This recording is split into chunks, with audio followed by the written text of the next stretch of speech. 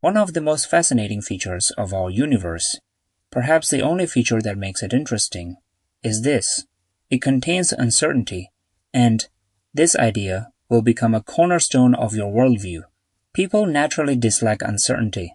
Imagine this. You're a smart and responsible person. At a young age, you have already built a solid mental model of the world. You know what's right and what's wrong. Life feels manageable. Everything makes sense, and you move through it with confidence and ease. But as you reach middle age, something changes. Your responsibilities grow, your burdens multiply, and gradually you start to feel passive. One day, your father falls ill. Another day, your child runs into trouble at school. Then your pipes start leaking at home. Before you've handled any of that, a colleague makes a serious mistake and shifts the blame onto you. You didn't do anything wrong, and yet trouble keeps finding you. You start to wonder which will come first, tomorrow or the next accident.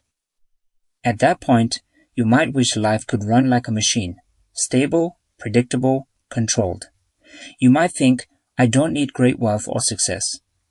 I just want a peaceful, ordinary life. Is that too much to ask? But the world doesn't like giving you peace. It is full of uncertainty, and more importantly, stillness is not necessarily good. Without having too deep into technical details, there are 5 kinds of uncertainty that we simply cannot escape. 1. Chaos.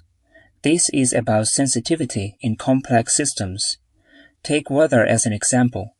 Tiny differences in initial conditions can lead to completely different outcomes, calm skies or violent storms.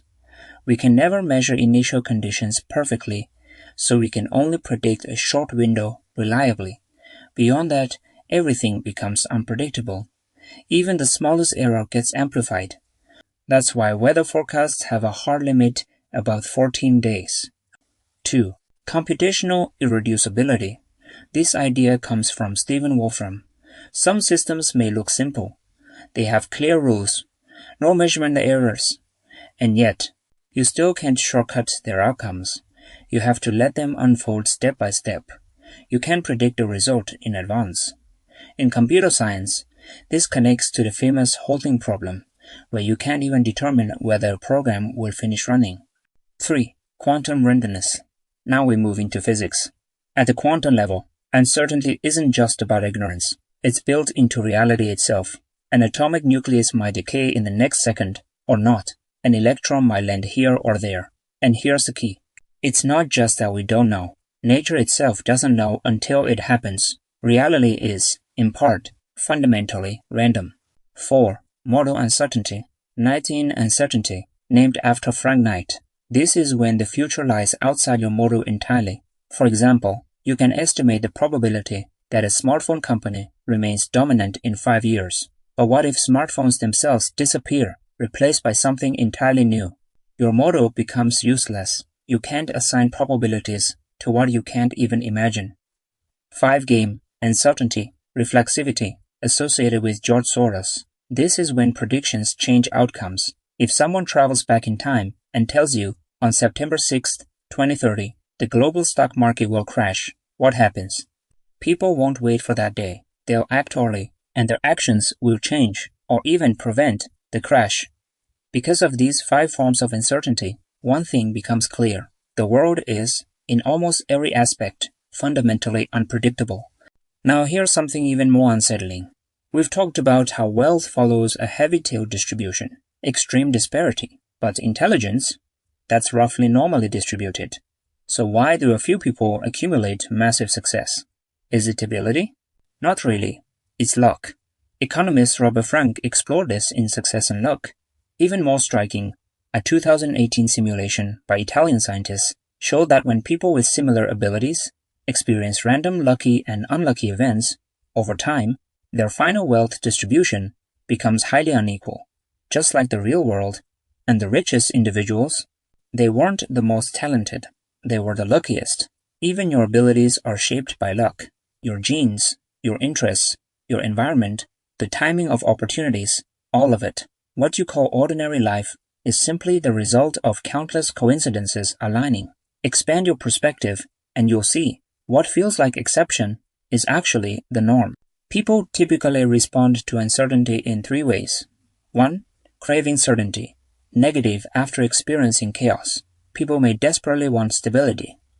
This leads to something psychologists call compensatory control, a desire for authority, order, or even illusion just to feel safe. This is how people end up submitting to power, clinging to belief systems, trading freedom for certainty. As Robert Greene wrote in the 48 Laws of Power, the desire for certainty is one of the greatest weaknesses of the human mind. 2. Passive acceptance, also negative. Another approach is let everything happen, or even everything happens for the best. It sounds wise, but it often means giving up agency. If everything is meant to be, then anyone can shape your fate. 3. Active engagement, positive. The better approach is manage bad uncertainty. Embrace good uncertainty.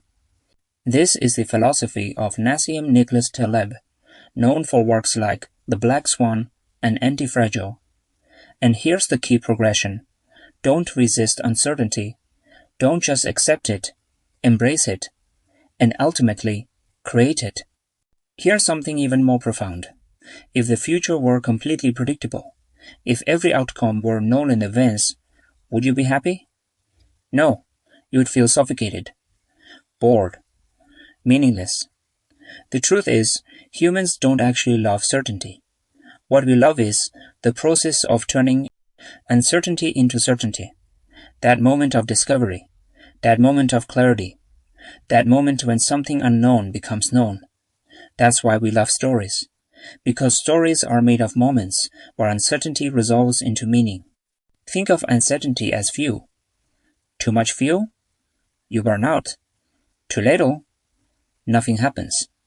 What you want is a large base of familiarity plus a small dose of surprise. Uncertainty is not an emotional problem. It's an information problem. And like fuel, it has energy. The greater the uncertainty you resolve, the greater the reward. As the saying goes, the rougher the sea, the more valuable the fish. And here's the final insight. Fuel can be stored.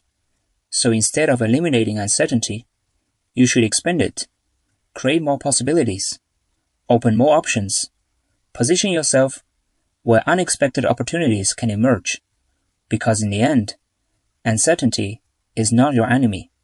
It is the raw material from which meaning is made.